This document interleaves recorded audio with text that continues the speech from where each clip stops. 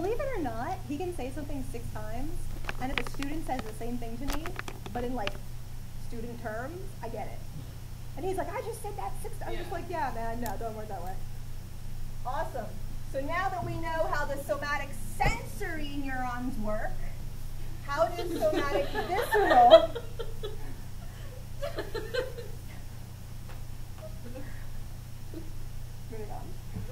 how do the somatic visceral ones work? Huh?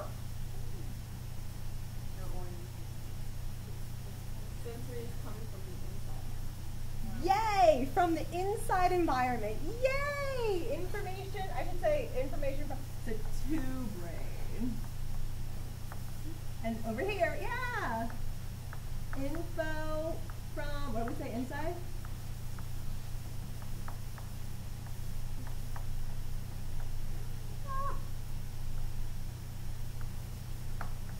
I apologize. I have never gotten better at writing on board. Coming in from the internal environment. Yeah, it's going to the brain, exactly. So it's already in, but you're like, I always say up. I do this when I'm talking about afferent, it's going up to the brain, and efferent for me is like this number. Like efferent, afferent, because the information's going to the brain or coming from the brain.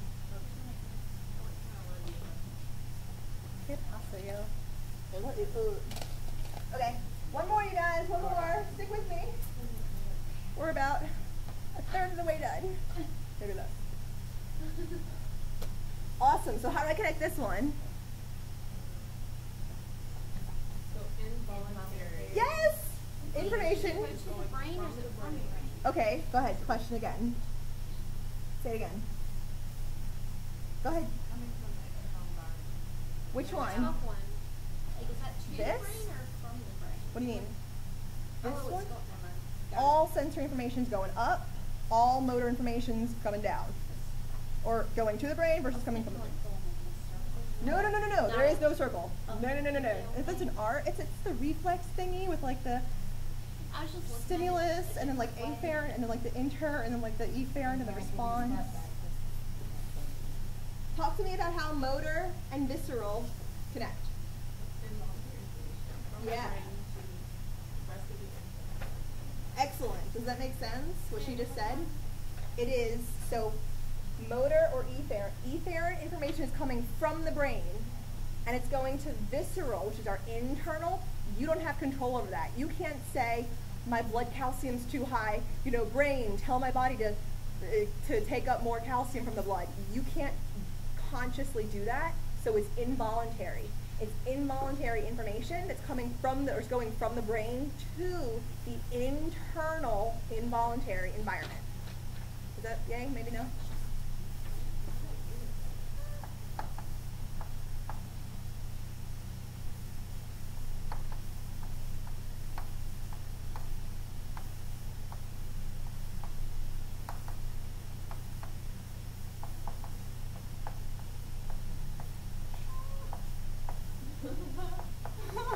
So like when I need to put in my chair.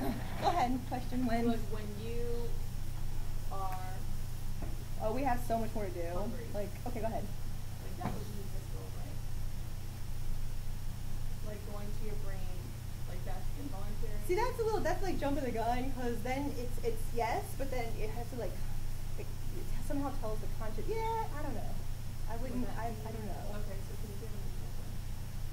A visceral. Can you do it Another one. Your heart's beating too fast.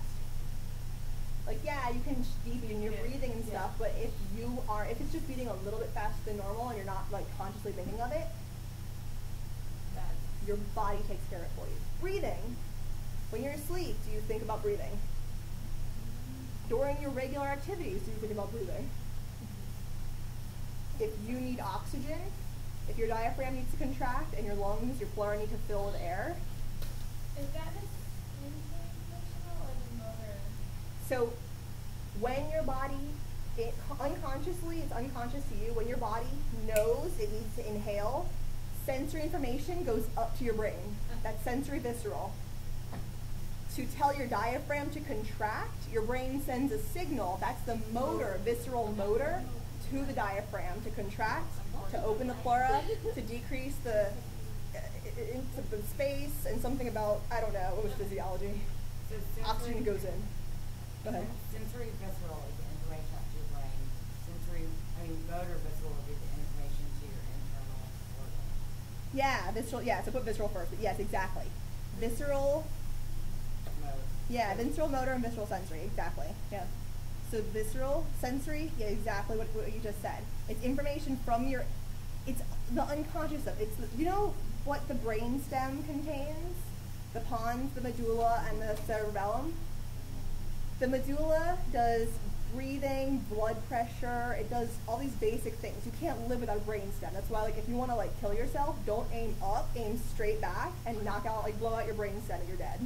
There's no way that you can live without it. Do you know what I mean? Yeah. Okay, and so then. Yeah, that's the first part to develop, yeah. Somatic sensory is whatever my eyes are doing to say. Well, not what or they're whatever doing, my- what information they're getting the in. information's coming Yeah, in to like, say- how do you know I'm talking? To say, or like. You know what I mean?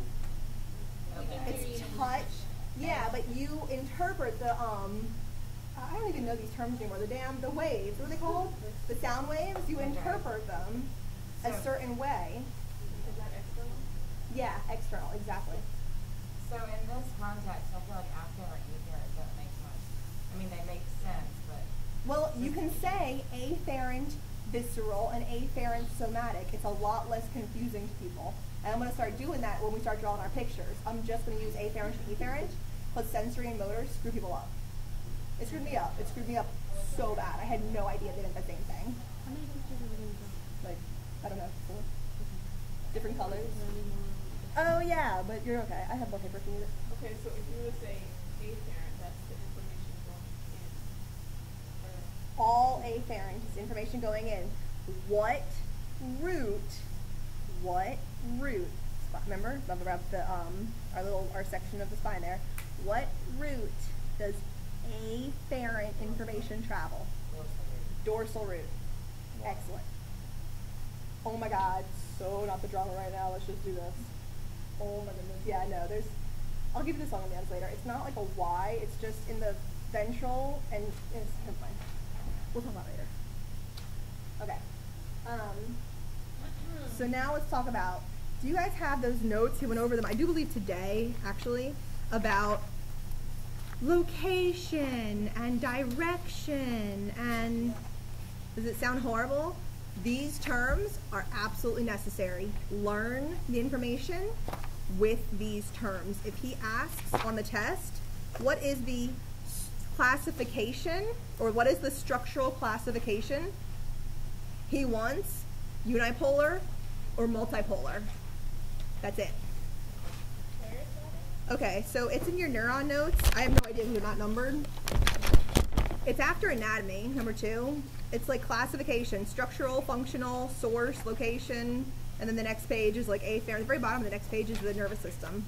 At the very bottom, at the very end, it says nervous system. This right here. Absolutely necessary for this test. If you don't get this, Was that something you printed off? Mhm. Oh, okay. Print off. this, yeah. If you don't have this sheet, print this off. Like for. That's like this memorized bipolar, multipolar. No, you don't have bipolar. No, my throat was too. But we're gonna go over that later. So when you study for the test, study with that sheet. He's gonna tell you to know them. I'm sure he did a song and dance to tell you to know them. Know them. And know them, not them. You know what? Here. It is this.